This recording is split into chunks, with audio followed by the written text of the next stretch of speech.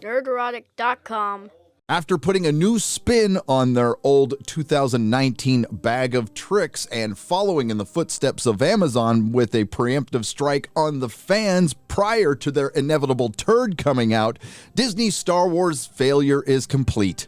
Again. Thank the maker, we've finally reached the end of Kenobi, a 6-episode series that could have easily been a 90-minute film. So let's recap our main character, Reva. After being stabbed by Darth Vader during Order 66, young Reva was left for dead but somehow survived. After that, she somehow figured out that Anakin was Darth Vader and somehow figured out how to train herself in the Force. Then she joined the Inquisitors and killed men, women, and children, only to get close to Darth Vader so she could get revenge for him killing children. I'm guessing some time passes because they don't really tell us, and somehow Reva figures out a connection between Bail Organa and Obi-Wan Kenobi. I found a link between him and Organa in the archives.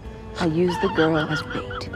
And you did this without informing me? You left me no choice. She thinks she will gain favor by capturing Kenobi.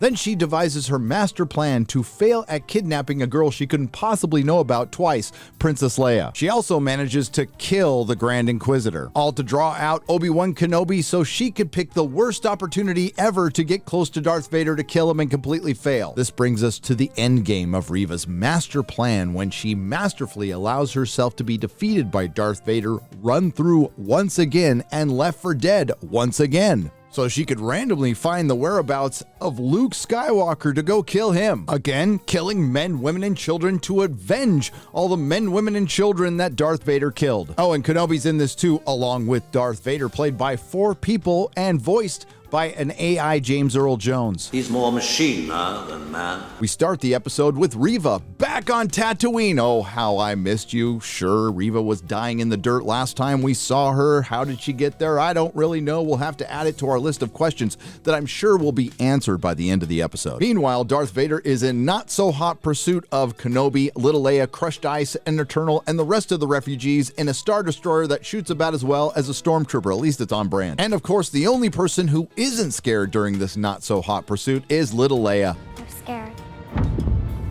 She keeps their minds off of it. Essentially, the first 15 minutes of this episode is people preparing for their respective battles. Long contemplative looks, long walks to doors, long walks away from ships. What is this, Blade Runner 2049? Oh wait, we finally hear from the Grand Inquisitor. Maybe we'll find out how he survived getting stabbed in the gut by Reva. No, never mind. Hello there. So Ben decides to leave Little Leia, Crushed Ice, and Eternal, and the rest of the refugees, obviously to get these unnecessary filler characters out of the story to get to the one part that actually people wanted to see, although it never should have happened, the rematch of the century. Again. But wait, we need a little more filler. So Ben leaves the slow-moving ship to get into another slow-moving ship to not get shot by another slow-moving ship. Then, 15 minutes and 32 seconds into the episode, Vader arrives on a dark, rocky planet, walks up to Kenobi and says, "Have you come to destroy me, Obi-Wan?" Pretty sure you just came to him, dude. Maybe they're running short on Vader voice. They exchange some unpleasantries, and then the rematch of the century that never should have happened happens again. They fight for about a minute, and we cut to Reva. The very same Reva who got punctured in the heart, maybe the lung, maybe the stomach, maybe through the spine, maybe only through the spleen. We don't really know because she seems fine. I mean, she looks like she's in a little pain, but it's just a flesh wound. After defeating Uncle Owen and Aunt Beru in the dark, she starts chasing Luke in the dark. Hey, Luke, remember when that crazy lady chased you with a lightsaber? Well, if there's a bright center to the universe, you're on the planet that it's farthest from.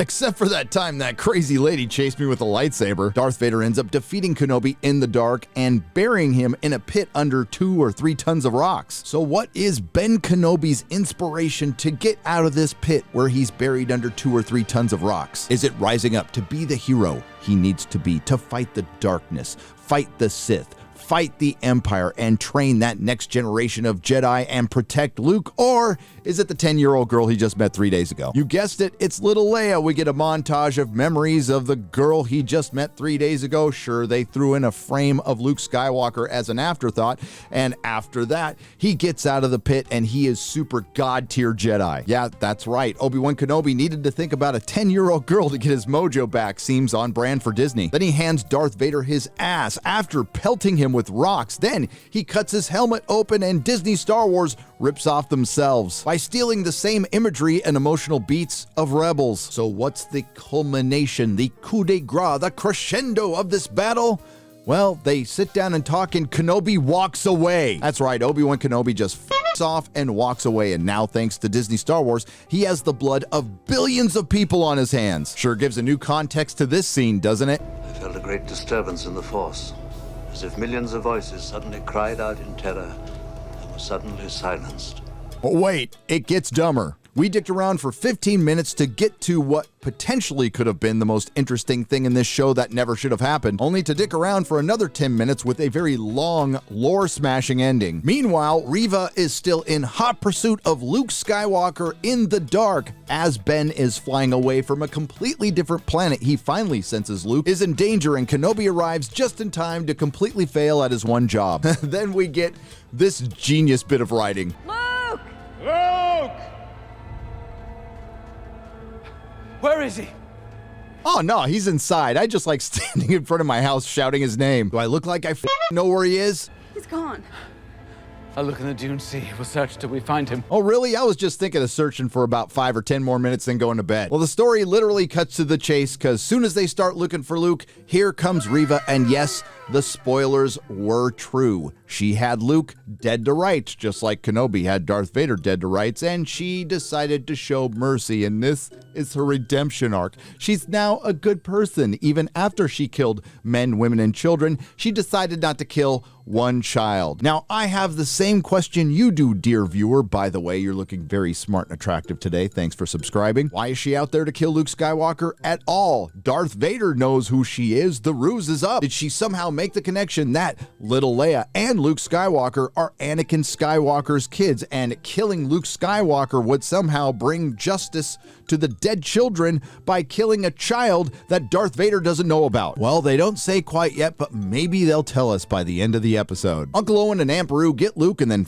right off without saying a word, and then Ben tells Reva that she made the right choice in showing mercy. And I'm thinking something good is about to happen because obviously Kenobi has to do something pretty rough here. He has to kill Reva because although the show hasn't really told us, she might know about Luke Skywalker and Leia, and you can't have her running around with that kind of information, so he's gonna kill her, right? No, he lets her go. Reva spinoff confirmed. So Kenobi's a moron. He bails on his one job to help Bail, who fucked up his one job, has his old Padawan, Anakin Skywalker, who's turned into the dark Sith Lord Darth Vader, dead to rights, and walks away, then lets an unstable maniac Force user walk away with some of the most important information in the galaxy that he was supposed to protect. Vader said it best. Now his failure is complete. But wait, there's more. Kenobi leaves Tatooine again, so he can have a really inappropriate conversation with little Leia on a planet that he will be semi-responsible for getting destroyed in the future. We must be careful. No one must know, or it could endanger us both. Ugh. Maybe if Disney wants to shake that groomer label, they should be less groomy. There you have it, Kenobi. A complete character deconstruction that was more about Leia. And yes, he barely escaped failing at his one job through no actions of his own by saving a girl he shouldn't have known about, only to live long enough to babysit a quitter. We still got a couple of member berries to go. He does eventually meet Luke and say, hello there. And right here is your difference between Disney Star Wars fans, who will eat something like this up, and Tolkien fans. If you use one of the professor's lines like that in the Rings of Power, they will want to burn it with fire. But I do have a few questions, and I doubt I'm going to cover them all. How did Reva survive as a child after being run through by Darth Vader only to train herself in the Force and then join the Inquisitors? How did Reva discover the connection between Obi-Wan and Bail Organa? How did the Grand Inquisitor survive? How did Reva survive getting run through by Darth Vader again, getting left for dead again? And how in the hell did she get to Tatooine? How in the hell did little Leia learn how to fix a door she's never seen before? Why do people keep coming back to Disney Star Wars? I'm sure all of these questions will be answered in a series of novels, a series of YA novels, a series of comic books, a series of audio adventures, and on the back of a cereal box. So the show that should have been a parallel character study without them interacting of Obi-Wan Kenobi and Darth Vader ended up being about Leia and Reva. The directing was terrible, the editing was sloppy, and the only thing worse than the writing was the actual execution with the dialogue and acting, and it was much too dark. No, not the story. You literally couldn't see anything. Deborah Chow's shaky cam in Star Wars is sacrilege, and of course we can't forget about Disney's slavish adherence to the message. And as stupid as it was, you wasted your opportunities with the rematch and the re-rematch of the century by making them the worst lightsaber duels in Star Wars. But this isn't Star Wars. It isn't even what remains. Darth Vader is a moron. Kenobi is responsible for the death of billions. Reva was obviously a character that was shoehorned in for identity politics and that inevitable spin-off that'll probably get canceled. And they managed to make little Princess Leia annoying as hell, and the future of Disney Star Wars, which I don't think it has, is not looking very bright. I think I said this in my Fall of Skywalker review. Disney didn't start Star Wars, but they're sure as hell gonna finish it. And the prequel fans now officially have their last Jedi. If you like what you heard, please like, share, and subscribe. If you didn't like what you heard, I thank you for listening this long. I will see you in the next video. Nerdrotic.com.